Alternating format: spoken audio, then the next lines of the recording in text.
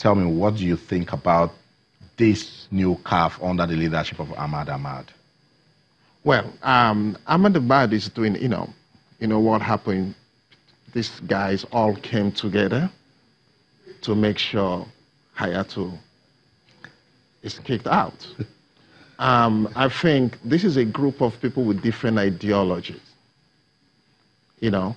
But at the moment, Ahmad is trying his best to bring the body together, bring people of different ideology together, you know, trying to reposition the organization. In my opinion, it will take some time. Because it wasn't really expected that he was going to make it, but he did.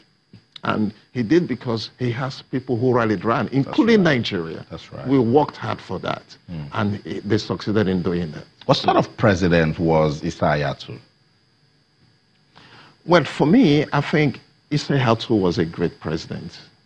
You know, some people had a different opinion towards the end of his career as CAF president.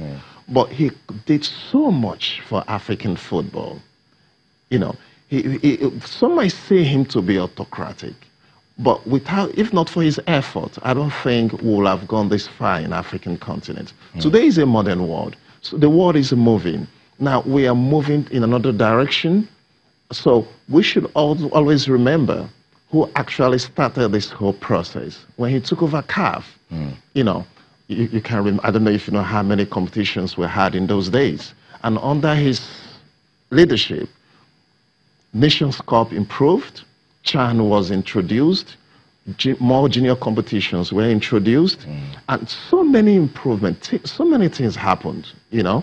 So this is why I would say Hayatou was a great leader. But there were arguments that he was basically interested in development of football in some francophone countries, rather francophone countries. Do you agree to that? I disagree with that. Totally disagreed. Because this is a man who wanted football to spread in Africa. He started encouraging smaller nations to host tournaments, which wasn't happening in the past.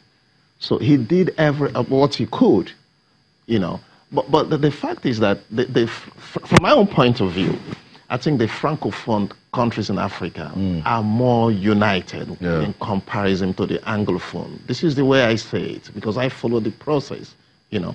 So, and because they are more united, they work together, so things seem to favor them because of that unity.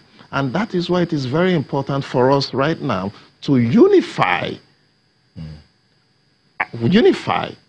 I mean, we Nigerians, we should unify and come together and make sure we work with one mind to make sure to succeed and get what we want in Africa. I'll tell you all about the support system that you talked about. So we've got Eric Asomuha in the studio. I was taking a look at the administration of football in Africa, and he's been talking to us as regards what he has seen during his time at CAF and ways that Nigerians can be relevant in CAF. Let's talk about integrity. And integrity in football isn't just a problem for just Africa. You know what happened to the likes of Sepp Blatter, Michel Platini, Jackwana, but let's bring it back home. When you heard about Kwesi Nyataki, how did it get to you? Well, it was a shock. Big shock because, you know, I spend most of my time, I mean, he's one of those I spend most of my time with, you know, in CAF, but in competitions. I never expected he can fall victim to such a thing. So, for me, I think it's not synonymous to Africa. It happens all over the world, you know. So we shouldn't say that Africans don't have integrity. You know, we are cultured people. It doesn't mean that one or two mistakes from people should be used to generalize and call African nation people with no integrity. I totally disagree on this point. But the first Kwesi Yataki has been banned for life after receiving bribes. And of course, not just Kwesi Yataki, we also heard about the story of Zambian football legend Kalusha Buala, who was accused of collecting cash gifts from ex-Qatari football administrator Mohammed bin Haman. His ban has been reduced, but then again, it questions the integrity of African football leaders. We need to be more accountable and, of course, keep away from issues as this. Eric, I loved what you said about Inyataki, that, look, this is not just Africa. It can happen to anyone. But, look, as a person, I loved Kalusha Buala. I mean, he's been there, done that with football, brought a lot of change to football in Zambia, and when his own happened, as I know, not again. So how important is it for African football leaders to be transparent, open, and accountable? Yeah, it's extremely important for African leaders to be transparent in the administration. But unfortunately, sometimes these things do come up. People do make mistakes, like I said before. It's not good for the continent, because when we make mistakes, they see it, it becomes a different story when it's an African. But once it is a European or any other nationality outside Africa, people don't sing so much of a bad song about it. You know, look at what happened in FIFA. You know, they're all that they're all Muslim and non-Africans. You know, from America to South America to Europe. Okay. So, but once it is in Africa, it becomes a different story. Yeah. So we are not saying that it's good to happen in Africa. Our administrators should try as much as possible to be clean, transparent, and extremely careful in what they are doing. Because we are doing our best to promote sports in Africa generally. And they should bear in mind that any single mistake they make usually ends negatively for the continent. Yeah. And this is why whatever we are doing, now we'll still go back to Nigeria, whatever we are doing, we should always think positively how to promote the image of this country, how to help each other to move forward. So, and we have the opportunity. I'm still talking about CAF now because I'm emphasizing on CAF because I know exactly what it means when it comes to the issue of CAF.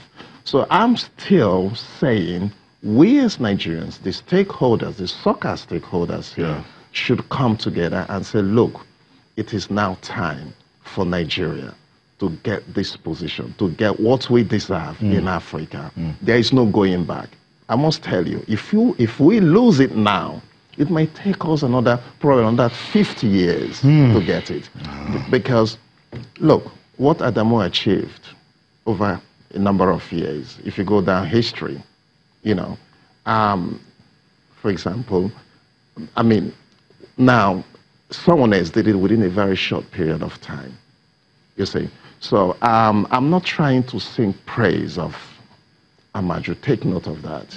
But like I said I think Nigeria first. Yeah. And thinking Nigeria first means doing everything possible for Nigeria to get what I believe they deserve. Egypt will host the AFCON in June. What is Egypt doing that we can emulate? Because their football looks so admirable. I think there is nothing so special because we've got the talents and the brains in this country to do much better than Egypt. But I think we should actually develop our infrastructures. You know, that is the first thing we have to do. With that, we can achieve more. If we have the same infrastructure or at the same level as Egypt, believe me, we'll be the best in this continent and we shall continue being the best in the world. Are you in support of Egypt hosting the next AFCON? Well, at this point, I do.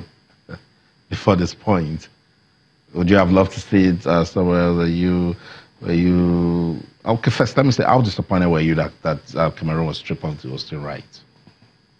Yes, Cameroon was, and it was no surprise. If you fly in events, it's no surprise. There have been reports of political events, you know, going on there. So it's not a surprise to me.